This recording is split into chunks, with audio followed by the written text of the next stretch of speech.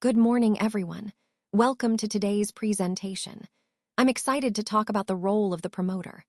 On this first slide, we'll introduce the topic and set the stage for what's to come. We'll briefly explore the key responsibilities and importance of promoters in various contexts.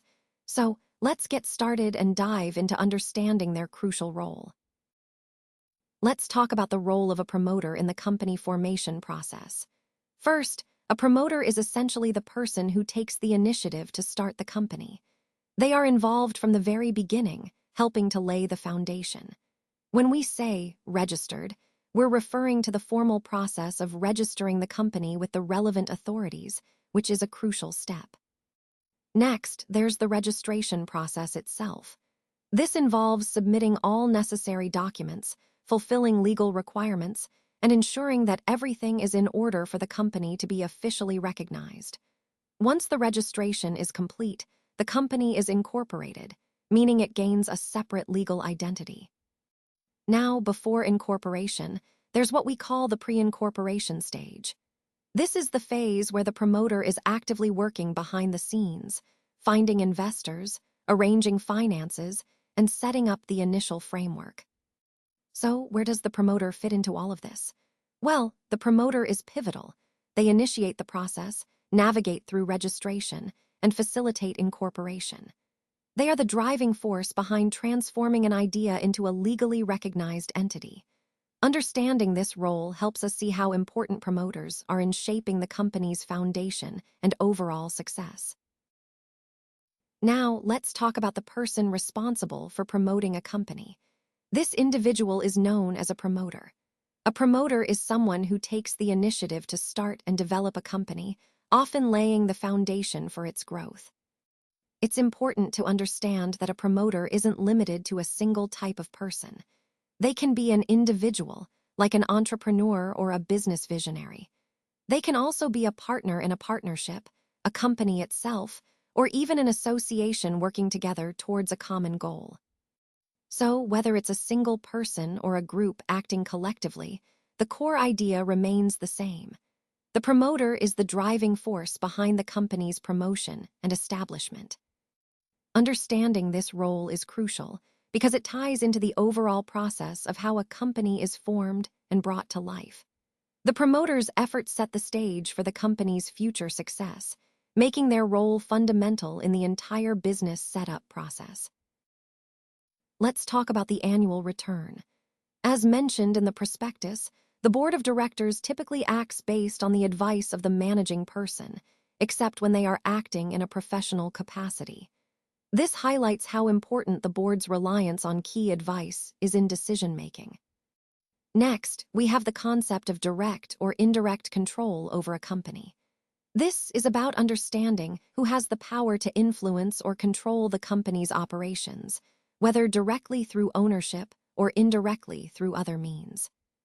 When we say named, we're referring to specific individuals or entities identified in official documents. The term meaning here relates to clarifying what control or influence actually entails. It's also important to understand the definition of a person under the law, which is broad and includes individuals, companies, or other legal entities that can hold rights and obligations. Finally, Section 269 of the Companies Act defines promoters. These are the people who initiate the formation of a company and often play a pivotal role in its early stages. Recognizing who qualifies as a promoter helps us understand their responsibilities and influence within the company's framework. So overall, this slide emphasizes the importance of understanding the roles, control, and legal definitions that underpin corporate governance and compliance. Let's now discuss the concept of fiduciary relation. Essentially, this means that the property of the company is not actually vested in the name of the promoter. Instead, there is a relationship of trust and confidence involved here. It's important to understand that the company itself was not in existence at the time of promotion, which adds an interesting layer to the legal considerations. In this context, the promoter acts somewhat like an agent or a trustee, holding responsibilities on behalf of the future company. Legally, this relationship is recognized under Section 2, 69, which defines promoters. So, the key takeaway is that promoters hold a fiduciary duty.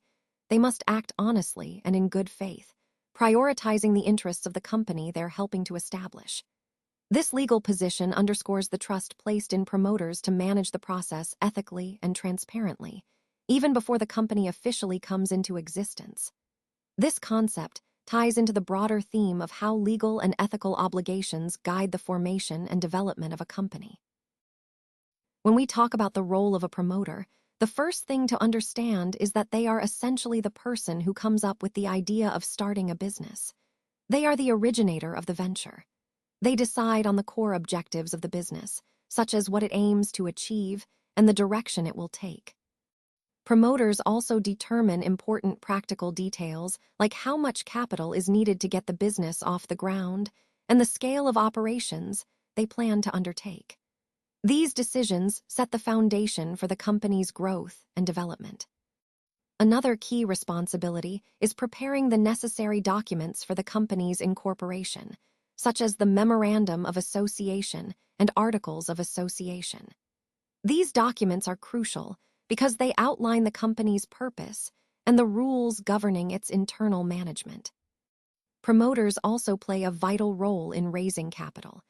They approach potential investors to gather the funds required to start and run the business. This often involves convincing investors of the viability and potential of the company. It's common for promoters to nominate themselves as the first directors of the company and as the first subscribers to the MOA and AOA. This helps in establishing initial control and ownership.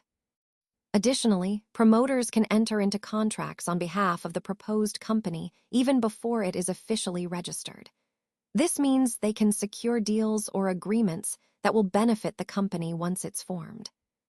However, it's important to remember that promoters have fiduciary duties towards the company.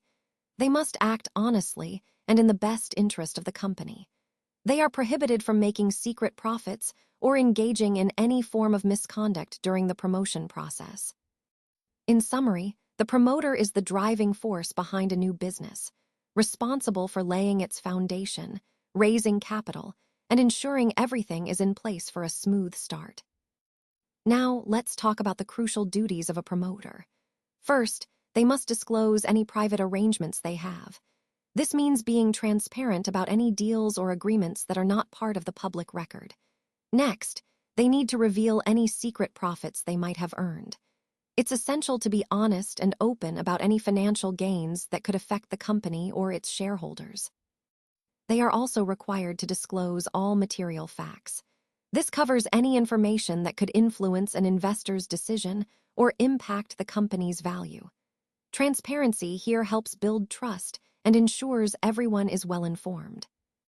Another key duty is showing goodwill towards future shareholders. This means acting in a manner that benefits the company and its future investors, fostering confidence and integrity. Finally, if the promoter has earned any profit as a trustee, they must disclose that too.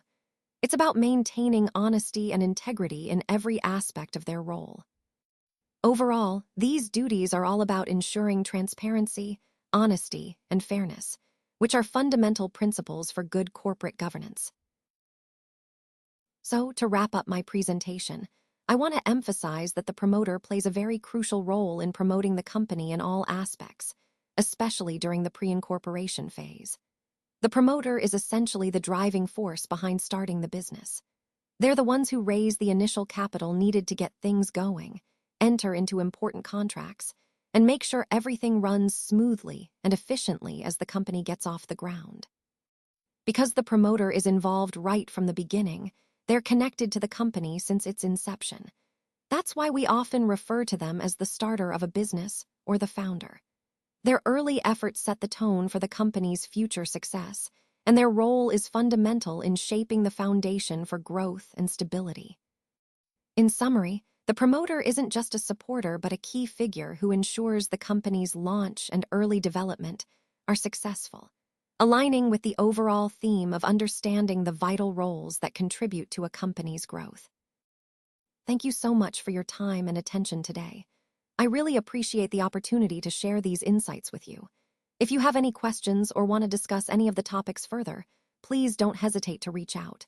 Remember, the key takeaways from this presentation are all about understanding the core concepts and how they connect to the larger picture we've been exploring.